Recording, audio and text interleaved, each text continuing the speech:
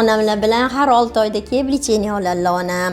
Buqalarni oldirganlarga gormonlari ancha o'ynaydi-da, bir baland bo'lib ketadi, bir past bo'lib ketadi. O'shanga har 6 oyda kelib lecheniya oladilar. Shu yerda Nigora yaxshi qaranglar, doktorimiz Nigora Davronova oldilariga har doim kelamiz. Baraka topsalar, yaxshi kutib oladilar onaxon deb. Xuddi ishchilar ham hammasi yaxshi, medsestralar ham hammasi yaxshi bo'lib kutib oladi.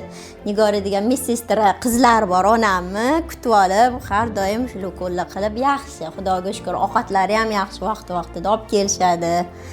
Yeyishli, ozgina shiringina qilib olib kelishadi, shirin ovqat qilishi.